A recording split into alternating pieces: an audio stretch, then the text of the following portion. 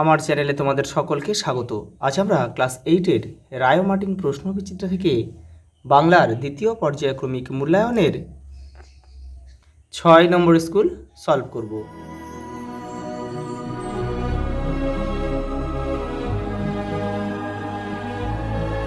প্রথম প্রশ্ন দেখো, তোমাকে সেই সকাল থেকে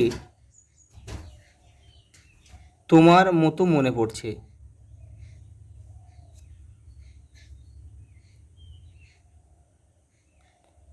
তোমার পরেরটা দেখো, আমাদের কি নেই?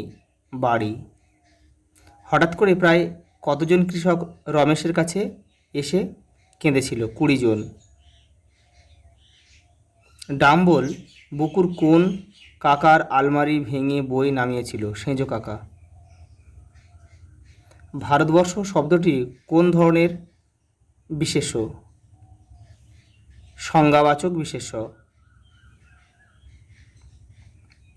আত্মবাচক সর্বনামের উদাহরণ দাও। এখানে হবে সকলে।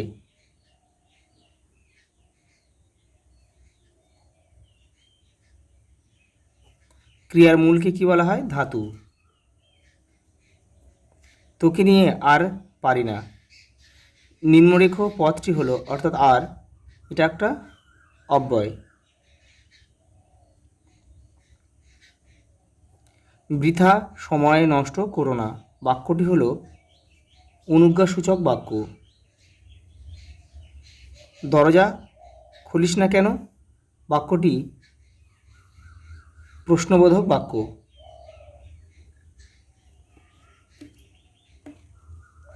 পরেরটা দেখো, এ তো মেয়ে, মেয়ে নয় দেবতা নিশ্চয়। নিম্নরেখ পদটি, অর্থাৎ তো, এটা হচ্ছে আলংকারিক অব্যয়।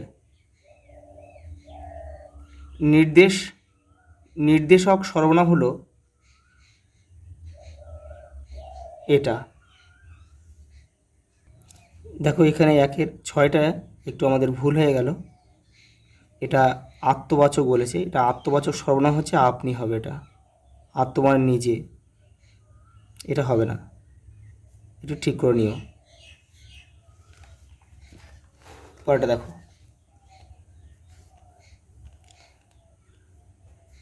নাটোরের মহারাজার নাম কি? জগদীন্দ্রনাথ।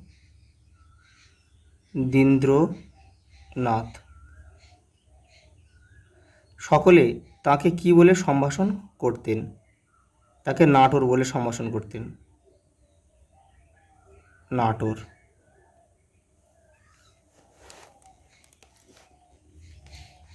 পরেরটা দেখো, 20 জন কৃষক রমেশের কাছে এসে কেঁদে পড়ল কেন? পল্লী সমাজ থেকে নেওয়া হয়েছে। দেখো রায় মার্টিন 86 নম্বর পেজে রয়েছে। এই যে এখান থেকে তোমরা লিখবে। এই দেখো, শরৎচন্দ্র চট্টোপাধ্যায় রচিত পল্লী সমাজ পাঠ্যাংশ। 20 জন কৃষক রমেশের কাছে এসে কেঁদে পড়ল কারণ অবিরাম বৃষ্টিতে তাদের চাষের ক্ষেত জলমগ্ন হয়ে গিয়েছে। ফসল পচে নষ্ট হয়ে গেলে সারা বছর তাদের খাদ্য সংস্থান করা কঠিন হবে। তখন অনাহারে তাদের মৃত্যু অবধারিত হয়ে উঠবে। পরেরটা দেখো, বুকুদের বাড়ি কলকাতার কোন অঞ্চলে? ভবানীপুর।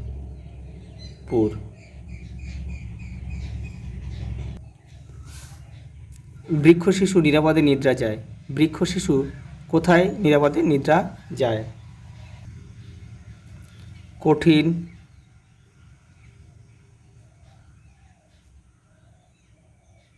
ঢাকনা যুক্ত বীজের মধ্যে। ডিঙিটি কোথায় বাঁধা রয়েছে?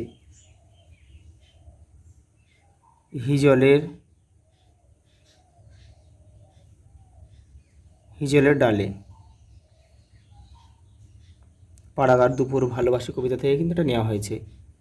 দুর্বার ইচ্ছায় হাওয়া কি কি ছুঁয়ে যায়? পৃথিবীর সব জল সব তীর ছুঁয়ে যায়। পরেরটা দেখো, ওই দেখতে পাচ্ছেন না ভিড়, ওখানে কিসের ভিড়। দেখো রায়ান মার্টিন 94 পেজ। এই যে দেখো, এখান থেকে তোমাদের এটা লিখতে হবে। পরের প্রশ্ন দেখো, কবি কাকে মানুষের পাশে দাঁড়াতে অনুরোধ করেছেন। এই দেখো, কবি আজকের যান্ত্রিক সমাজের সমস্ত স্বার্থপর মানুষকেই সব রকমের স্বার্থবুদ্ধি ও হীনতা সরিয়ে অসহায় মানুষদের পাশে দাঁড়াতে বলেছেন। পরেরটা দেখো, আবার 4 পয়সা দিয়ে কিনেছে, কে কি কিনেছিল।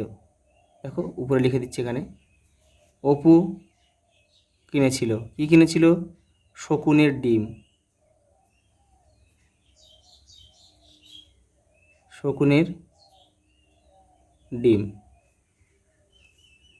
পরেরটা দেখো, অপু পটুকে প্রথম কোথায় দেখে। প্রসন্ন গুরুমশায়ের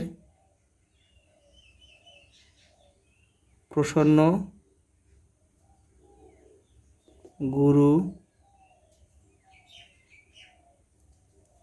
গুরুমশায়ের পাঠশালায়।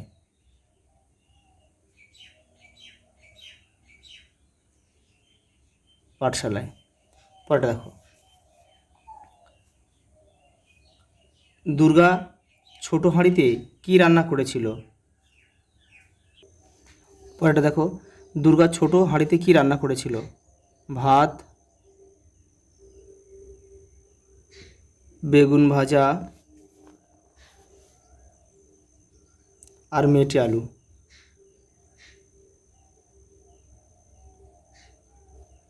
পরেরটা দেখো, হরিহর কোন শিষ্যের বাড়ি গিয়েছিল। লক্ষণ মহাজন। পরেরটা দেখো,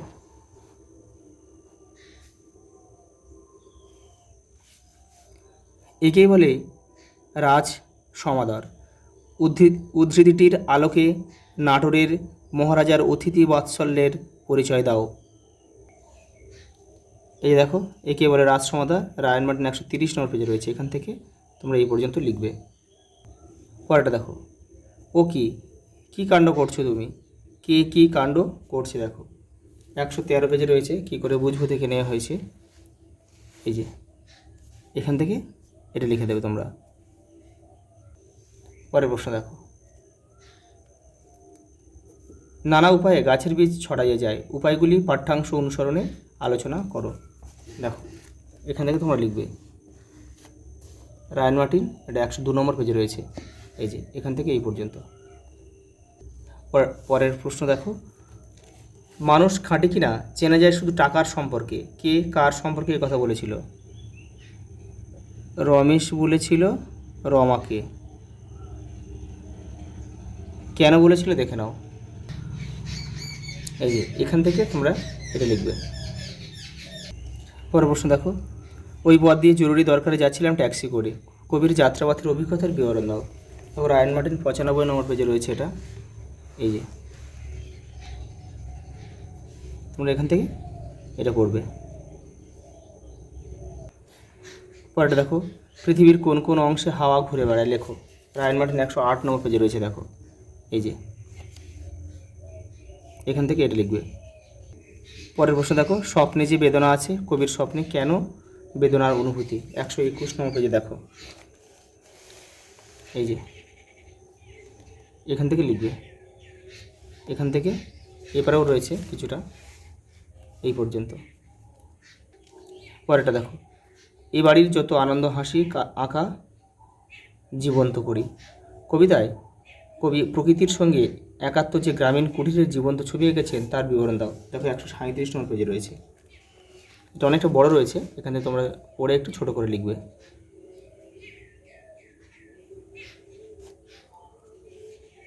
এপারেও কিছুটা রয়েছে, এখান থেকে পড়ে তোমরা ছোট করে লিখবে। পরেরটা দেখো, পথের পাঁচালী থেকে দিয়েছে। এটা লক্ষণ মহাজনের বাড়ি থেকে ফেরার পর অপুর শোনানো ভ্রমণ কাহিনীটি নিজের ভাষায় লেখো। দেখো এটা তোমাদের ভাষাপাঠের 51 নম্বর পেজে রয়েছে। দেখো এটা হচ্ছে 10 নম্বর সংখ্যায়, এখান থেকে লিখবে। এই যে বাড়ি আসিয়া অপু দিন 15, এখান থেকে এটা চলিত ভাষায় লিখবে, এটা সাধু ভাষা লেখা রয়েছে। এই পর্যন্ত লিখতে হবে তোমাদের। অপুর গায়ে কাঁটা দিয়ে উঠিল। অপুকে তার গায়ে কাঁটা দিয়ে উঠল কেন? দেখে নাও, এটা রায়ন মার্টিন 275 নম্বর পেজে রয়েছে। দেখো এই যে এখান থেকে তোমরা লিখবে।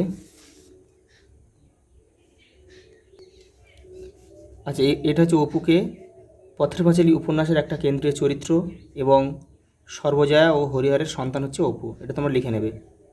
সর্বজয়ার বুক গর্বে ও তৃপ্তিতে ভরিয়া উঠিল। সর্বজয়াকে অপু দুর্গার মা। অপু দুর্গার মা। দেখো, তার গর্ব ও তৃপ্তির কারণ ব্যাখ্যা করো। 262 নম্বর পেজে রয়েছে। দেখো এই দেখো, এখান থেকে তোমরা এই পর্যন্ত লিখবে। পরেরটা দেখো, প্রশ্নবোধক বাক্য কাকে বলে, উদাহরণ দাও। দেখো রায়ন মার্টিন 310 নম্বর পেজে রয়েছে। এই যে এখান থেকে এটা লিখবে। পরেরটা দেখো, সমাপিকা ও অসমাপিকা ক্রিয়া কাকে বলে, একটু করে বাক্য লিখতে হবে। দেখো রায়ন মার্টিন 314 নম্বর পেজে রয়েছে। দেখো এই যে সমাপিকা ক্রিয়া কাকে বলে উদাহরণ দাও, আর অসমাপিকা ক্রিয়া কাকে বলে উদাহরণ দাও। পরেরটা দেখো, দুটি আত্মবাচক সর্বনামের ও দুটি আবেগসূচক অব্যয়ের নাম লেখো। দেখো দুটি আত্মবাচক সর্বনাম এখানে লিখে দিচ্ছি, নিজে, আপনি। আর দুটি আবেগসূচক অব্যয়ের নাম এখানে লিখে দিচ্ছি,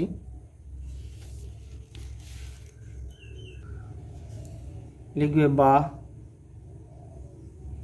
ইস। পরেরটা দেখো, চোখ এবং মাথা শব্দটিকে ভিন্ন অর্থে প্রয়োগ করে দুটি বাক্য লিখতে হবে। দেখো যে কোনো একটা। দেখো চোখ আর মাথা। চোখ আছে 62 নম্বর পেজে তোমাদের ভাষা পাঠে, এখান থেকে দুটো বাক্য তোমরা করে নেবে। আর মাথা রয়েছে 63 নম্বর পেজে, এখান থেকে তোমরা দুটো করে নেবে। লাস্ট প্রশ্ন দেখো, তোমার অঞ্চলে যত্রতত্র আবর্জনা স্তূপ। সংশ্লিষ্ট কর্তৃপক্ষের দৃষ্টি আকর্ষণ করে একটি বহুল প্রচারিত সংবাদপত্রের সম্পাদককে চিঠি লেখো। দেখো রায়ন মার্টিন 338 নম্বর পেজে রয়েছে এটা। এই যে এখান থেকে তোমরা লিখবে।